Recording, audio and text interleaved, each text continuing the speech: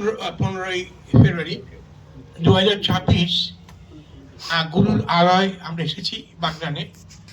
এখানে অমলবাবু আছেন, প্রভাতী আছেন, তাদের পরিবারের সঙ্গে আমাদের বৈদিক মিশন এক পরিবার হয়ে গিয়েছি। আজ এই অনুষ্ঠানে আসতে পেরে আমি আমাকে ধন্য মনে করি। আজকে বিষয় ছিল একাত্মবোধ। জগৎগুরু শঙ্করাচার্য বলছেন এক জায়গায়, ব্রহ্ম আত্মা একাত্মবোধে না মোক্ষ সিদ্ধন্তি না অন্যথা। আত্মাই ব্রহ্ম, ব্রহ্ম আত্মা এক, এই বোধেই মোক্ষ লাভ হয়। আত্মা আমাদের প্রত্যেকের মধ্যে আছে। আত্মাটি আছে বলে আমরা জীবিত, জ্যান্ত, জাগ্রত হয়ে আছি, এটা আমরা সবাই জানি। কিন্তু আত্মাই যে ব্রহ্ম, এই বোধ তো আমাদের আসতে হবে। তাহলে এখানেই বিষয় যে আমরা দীক্ষা নিয়ে কি পেলাম, যে আত্মাই যে ব্রহ্ম, এই বোধ যেন আমাদের আসে। একে দিব্য জ্ঞান দীক্ষা বলে। যার জন্য ব্রহ্মজ্ঞানী গুরু ছাড়া এই পথে খুব সংখ্যায় কম। যে আত্মজ্ঞান আছে যার, তাকে ব্রহ্মবিদ বলে। ব্রহ্মস্থিতি অবস্থা কাকে বলে? যে তার উপস্থিতিকে অনুভব করে যে তুমি আছো বলে আমার অস্তিত্ব আছে, তাকে ব্রহ্মস্থিতি অবস্থা বলে। সেই জন্য বলা যায়, আমরা যখন যত বেশি আমরা উপনিষদ বেদান্ত ঘাঁটি, সেখানে দেখেছি যে উত্তিষ্ঠত জাগ্রত প্রাপ্য বলন নিবোধত প্রভৃতি এই কথাগুলো উপনিষদে আছে। দেখা যাচ্ছে যে ওঠো জাগো, দেখো তুমি কে, কার আলোয় তুমি আলোকিত, কার জন্য তোমার উপস্থিতি, তোমার এই আদান প্রদান এই জগতে কার জন্য, কি কারণে, তার সঙ্গে একাত্ম হয়ে আছি বলে আমি এই জগৎটাকে নিয়ে আছি। যেদিন সে এই দেহ থেকে সরে যাবে, তখন এই দেহটার আবর্জনা হয়ে যাবে সকলের কাছে। এই চরম এবং পরম সত্যটাকে মানতে হবে। অর্থাৎ তুমি আমার মধ্যে আছো বলে আমার এই অস্তিত্ব আছে, আমি জেগে আছি, বেঁচে আছি প্রভৃতি। এটাই বলে আত্মবোধ, আত্মজ্ঞান, ব্রহ্মজ্ঞান বলে। এর জন্য দীক্ষা নেওয়া হয়েছে যে আমি তোমাকে নিয়ে সবসময় আছি। তাই তো তুমি যতক্ষণ আমার মধ্যে আছো ততক্ষণ আমি করছি। যেই তুমি সরে গেলে এ আর আমি বলবে না, তাহলে আমি আর তুমি, তুমি আমি এক। এটাও একাত্মবোধ। একাত্মবোধে মোক্ষ লাভ হয়। এই জন্যে আমাদের বলা আছে, বৈদিক মিশনের সাধকরা বলেছে, আমরাও বলবো যে আত্ম উপলব্ধি শ্রেষ্ঠ সাধন। প্রত্যেকের মধ্যে যে আত্মা আছেন তার উপস্থিতিকে উপলব্ধি করা, অনুভব করা, এটি সাধনার শ্রেষ্ঠ সাধন বলা যায়। চরম এবং পরম সাধনা বা চূড়ান্ত সাধনা বলে যদি কিছু থাকে, এই আত্ম উপলব্ধি পথ। সেই জন্য আমাদের সংক্ষিপ্ত সময়, ক্ষণিকের জন্য এই আসা যাওয়া, এই সময় তাকে জেনে নেওয়া, মেনে নেওয়া। যারা আগামী প্রজন্ম যারা আসছেন, তাদের কাছে এই আবেদন, আপনাদের মধ্যে যে দৃশ্যটি আছে এটাকে অনুভব করবেন, করে দেহটাকে নিয়ে থাকুন। সকলকে নিয়েই থাকতে হবে। পড়াশোনা করবেন, সংসার করবেন এবং জগৎ দেখাশোনা করবেন, জগতের মধ্যে থাকবেন। সবই তো আপনাদের জন্যই জগৎ। তিনি আছেন বলে এই জগতের অস্তিত্ব আছে, মূল্য আছে। তিনি সরে গেলে জগতে কোনো মূল্য নেই, কোনো অস্তিত্ব নেই। এইভাবে একদম একাত্ম হয়ে যাওয়া, আমি যে তুমি গো, তুমি তো আমি।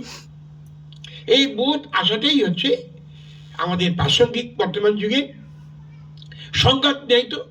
প্রত্যেকের মধ্যে ওঙ্কার ধ্বনি হচ্ছে সাম জবের মধ্য দিয়ে। শ্বাস যখন নেওয়া হচ্ছে স, যখন ছেড়ে দেওয়া হচ্ছে ওম উচ্চারণ হচ্ছে সওম। এটা প্রাণায়াম বলা হয়। সাধকরা এই প্রাণায়াম করেন সওমের মধ্য দিয়ে। প্রত্যেকের মধ্যে ওঙ্কার ধ্বনি হচ্ছে, জ্ঞানত বা অজ্ঞানত। অর্থাৎ দেহটা সবসময় ওম জপ করে যাচ্ছে। যেদিন এই ওম জপ বন্ধ করবে, সেদিনে সে মৃত বলে ঘোষণা করা হবে। ডাক্তারবাবুরা এসে দেখছেন নারী চলছে কিনা, হ্যাঁ ধপধপ করছে, তাহলে আছে। ওঙ্কার চলছে বলে ধপধপানি, যেই ওঙ্কার বন্ধ হয়ে গেলে ধপধপানি বন্ধ, সরি উনি আর নেই, ডাক্তাররা বলে। অর্থাৎ ওঙ্কারটা প্রত্যেকের মধ্যে হচ্ছে। একে সাম্যবাদ বলে। প্রত্যেকের মধ্যে এই যে বৈদিক ভাবধারা, এটাকেই বলা হয় সনাতন ধর্ম। সারা বিশ্বের কাছে শ্রেষ্ঠ যে ধর্ম থাকে এই সনাতন ধর্ম, যেটা একাত্ম বোধের ক্ষমতা। সবাই আমরা এক, আলাদা না, এটাও একাত্ম। সবাই আমরা এক, আমরা এক থেকে এসেছি, একে আছি, আমরা একে যাব। সেই জন্যে পূর্ণ মাদা পূর্ণ মেয়েরা পূর্ণস্য পূর্ণ মাদা পূর্ণ মেয়ে অবশ্যই সাথে এগুলি এত সুন্দর লাগবে যত আমরা এই বৈদিক ভাবনা নিয়ে ঘাঁটি, বেদান্ত নিয়ে ঘাঁটি, তখন মনে হয় আমি গর্বিত আমি সনাতন ধর্মে জন্মগ্রহণ করেছি বলে।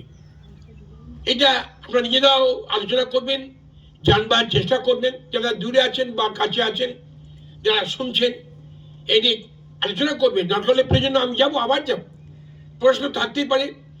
সত্য জানার অধিকার প্রত্যেকে, বানানো গল্পে না গিয়ে সত্যকে জানবেন। সেই জন্য পরিষদ বলছেন আসৎ মা সৎ গামায়া তমসা মা জ্যোতি গামায়া মৃত্যু মা মৃত্যু গামায়তি। অসত্য থেকে সত্যের দিকে আসতে হবে, অন্ধকার থেকে আলোর দিকে যেতে হবে, মৃত্যু থেকে যাকে ধরলে আর মৃত্যু হবে না, অমরত্ব লাভ হবে, এই জন্মেই তাকে ফিরতে হবে। উপনিষদ বলছে যত বেশি আমরা এগুলো নিয়ে চর্চা করব, একে ব্রহ্মচর্যম বলে, ব্রহ্মকে নিয়ে চর্চা করাকেও ব্রহ্মচর্যম বলে। বৈদিক যুগে ছিল ব্রহ্মচর্যম, গার্হস্থ্য, বানপ্রস্থ, সন্ন্যাস। আমরাও এই বৈদিক ভাবনা নিয়ে এসেছি। আমরা বলবো ব্রহ্মচর্চা করো, তোমাদের নিয়ে আলোচনা করো, ঘাঁটো, জেনে তোমরা আলোকিত হও, গার্হস্থ্য জীবনে আসো, বানপ্রস্থে আসো, সন্ন্যাস হও। সন্ন্যাস কাকে বলে? তুমি যে সব, তুমি আমি এক, এই বোধে সন্ন্যাস বলে। বানপ্রস্থ কাকে বলে? তোমাকে লক্ষ্য করে আমি এগিয়ে চলেছি, একে বানপ্রস্থ বলে। যেমন একটা বান মালি যায়, একদিকে রেখে চাপা যায়, ঠিক তদ্রুপ তোমাকে লক্ষ্য করে আমি চলেছি। তাহলে ব্রহ্মচর্যম, গার্হস্থ্য, বানপ্রস্থ, সন্ন্যাস। আমি তোমাকে নির্ভর করে আমি এগিয়ে চলেছি, তাই তোমার সঙ্গে এক হবো বলে তোমার থেকে এসেছি, তোমার মধ্যেই আছি, আবার তোমার সঙ্গে এক হবো, আলাদা নয়। এটাও একাত্মবোধ, এক হয়ে আছি, আলাদা নয়। তোমাদের কখনোই আমি বিচ্ছুত হইনি। যখন মার গর্ভে ছিলাম তখনও তুমি আমার সঙ্গে ছিলে, যখন সৃষ্টি হলো, যখন ভূমিষ্ঠ হলাম, পৃথিবীতে এলাম, তখনও তুমি আমার সঙ্গে আছো। যখন বড় হলাম, আস্তে আস্তে আমার যখন এই পরিবর্তন হলো, তখন এই জরাব্যাধি বার্ধক্য এলো, তারপরে মৃত্যু এলো। মৃত্যু মানে তুমি আমি সরে গেলে দেহটা পড়ে গেল। তাহলে এই যে এই সুযোগটা আমরা পেয়েছি, আমাদের মৃত্যু নেই, দেহের পরিবর্তন, দেহের মৃত্যু, এটা অমরত্ব লাভ বলে। এই সুযোগ আমরা পেয়েছি। এটা সকলের কাছে এইটাই বলা যে আপনারা ঠকবেন না, সত্যকে জানবেন। সত্য জানা আমাদের জন্মগত অধিকার। সেজন্য বলা হয়েছিল সত্য সাধনা সমর্পণ। সত্য কি? আত্মাই সত্য, আত্মাই জীবাত্মা, জীবাত্মাই পরমাত্মা, পরমাত্মার সঙ্গে আমার যুক্ত আছি আমরা।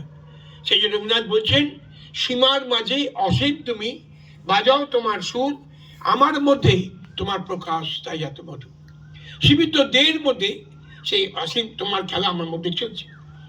যে বলছে আরো গানের মধ্যে আছে রবীন্দ্রনাথের যে এই বিশ্বের সাথে যোগে বিহায়া, সেই গানের যোগ তোমার সাথে আমার। এটা আমরা গর্বিত এই জন্য বলছি যে আমরা ব্যাপক, আমরা দেহ নিয়ে এসেছি বটে, যে বিশ্বের সঙ্গে আমাদের আমরা যুক্ত আছি। এটা একটা বিরাট অধিকার গুরুজির কাছে আমরা পেয়েছি। গুরুর কাছে এই জন্য বলছি আমার এই জীবন আমাদের ধন্য, সার্থক, যে আমরা ছোটোখাটো দেহ নিয়ে এসেছি বটে, ব্যাপকের সঙ্গে আমরা যুক্ত আছি। ব্যাপকের যে সারা ব্যাপক যে স্পন্দন আমরা এই দেহের মধ্যে অনুভব করছি, এই বিরাট প্রাপ্তি। এই জন্য সেই অর্থেই বলেছি যে সনাতন ধর্মে আমাদের জন্ম, এই জীবন আমাদের সার্থক। আবার আলোচনা হবে। হরি ওম তৎসৎ, হরি ওম তৎসৎ, হরি ওম তৎসৎ।